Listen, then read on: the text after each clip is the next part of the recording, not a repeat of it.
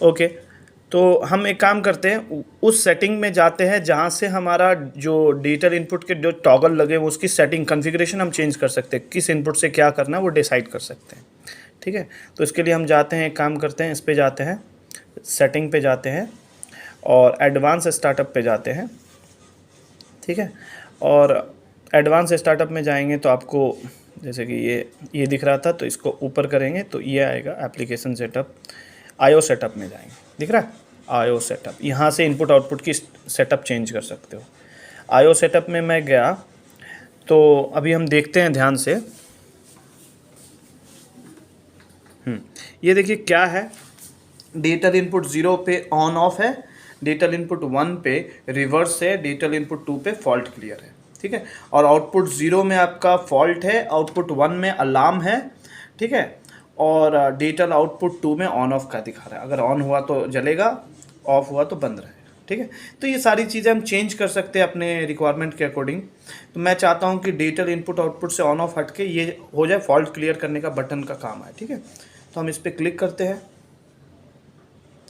और इस पर क्लिक करके अगर आपको ऑन ऑफ हटाना है तो ऑन ऑफ पे आपको ऐसे ओके पे क्लिक करना पड़ेगा, तो वो हट गया, जो कॉन्फ़िगर था वो हट गया। अब क्या करना है, इससे हमको करना है फॉल्ट क्लियर। ठीक है, वो फॉल्ट क्लियर डिफाइन हो गया, स्किप बटन दबाओ, पीछे जाओ। ठीक है,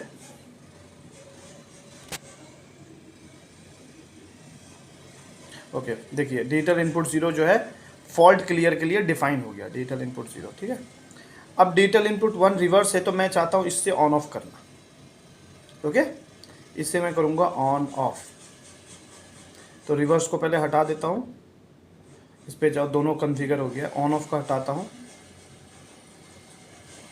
सॉरी डिजिटल इनपुट से रिवर्स ऑन ऑफ करना है ना, तो रिवर्स को हटाता हूँ, रुको, इस पर क्लिक करके हटा दिया और ऑन ऑफ पे क्लिक कर देता हूँ। ठीक है, सो डिजिटल इनपुट 1 जो है वो किस चीज़ के लिए डिफाइन हो गया, डिजिटल इनपुट 1 ऑन ऑफ के लिए डिसाइड हो गया और डिजिटल इनपुट 0 फॉल्ट के लिए। ठीक है, अच्छा डिजिटल इनपुट 2 तो नहीं दिख रहा है क्योंकि मैंने उसका फंक्शन को डिलीट कर दिया, तो डिजिटल इनपुट 2 पे जाएंगे, हम नीचे जाएंगे ना, हाँ ये डिजिटल इनपुट 2 दिख रहा है, एम्प्टी है, कुछ नहीं है उस पर डिफाइंड, तो डिजिटल इनपुट 2 पे जाएंगे और ऑन ऑफ सॉरी इससे क्या करेंगे, रिवर्स डिसाइड कर देंगे, रिवर्स। ठीक है, डिफाइन हो गया रिवर्स, ओके करेंगे, सॉरी स्किप दबाएंगे,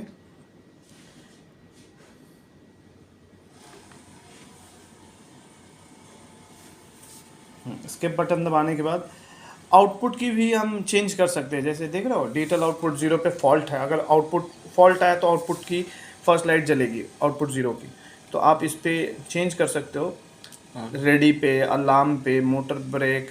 ठीक है, बहुत सारे ऑप्शंस है, तो मैं चाहता हूँ कि जो डिजिटल आउटपुट 0 है वो ऑन ऑफ के लिए हो जाए। ठीक है, अभी तो फॉल्ट है, फॉल्ट को हटा देते हैं हम। ठीक है, और इसको हम ऑन ऑफ में दे देते हैं। ओके, तो जो डिजिटल आउटपुट नंबर 2 जो होगा ना, तो वो अभी हट गया होगा क्योंकि उस पर ऑन ऑफ था, तो मैंने ऑन ऑफ इस पर सेट कर दिया, तो उसकी जो कॉन्फ़िगरेशन थी वो हट गया जाएगी, वो एम्प्टी हो जाएगी, डिजिटल आउटपुट 2। ठीक है, ओके, डिजिटल आउटपुट 0 जो है वो ऑन ऑफ के लिए हो गया, डिजिटल आउटपुट 1 जो है मैं फॉल्ट के लिए कर देता हूँ, आउटपुट 1 अलार्म के लिए, आप चाहो तो फॉल्ट के लिए कर दो या अलार्म सेट कर दो, आपको समझ में आ गया होगा। ठीक है, और इस पे ऑन ऑफ है, इस पे आप हटा दो इसको और इस पे फॉल्ट पे कर दो। ठीक है,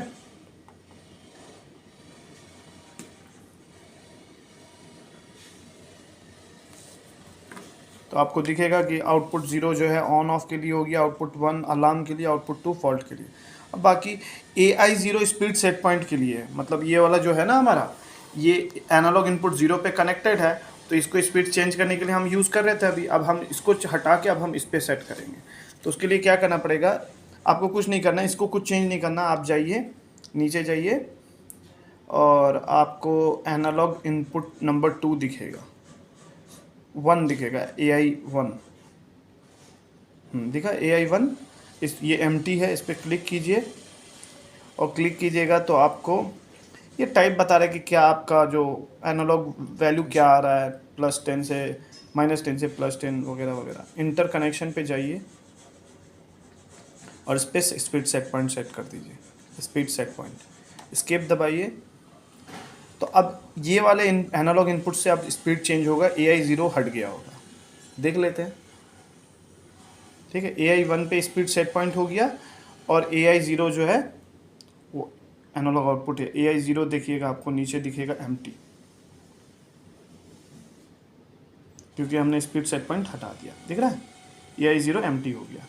ओके, तो जितना हमने सेटिंग किया, एस्केप दबाएंगे ना, एस्केप, तो सेव करने के लिए बोलेगा, तो हम सेव कर देते हैं। ध्यान से करना रहता है क्योंकि टच होके बाई चांस नो हो जाए तो आपको लगेगा कि डेटा सेव हो गया, लेकिन ध्यान से करना है, बहुत सेंसिटिव है, टच हो जाता है। Okay, setting save successfully, okay दबाएंगे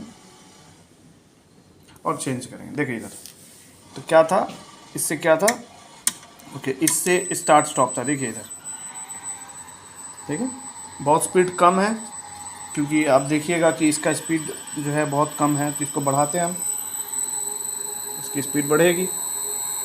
ठीक है, AI1 से कर रहे हैं, 0 ये है, 1 है, हमने चेंज कर दिया, अब इससे स्पीड कम ज़्यादा हो रहा है, देखिए ये कम हुआ और उसके बाद इधर दिखाइए ये स्पीड ज़्यादा हो रहा है। ठीक है, मैक्सिमम 1500 तक जाएगा।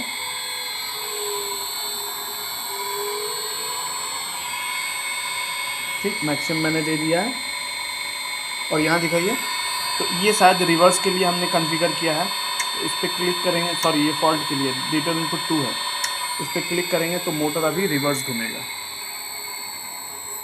ठीक है, रुकेगा और रिवर्स घूमेगा। ठीक है, ओके, तो हम यहाँ से स्टॉप करते हैं इसको,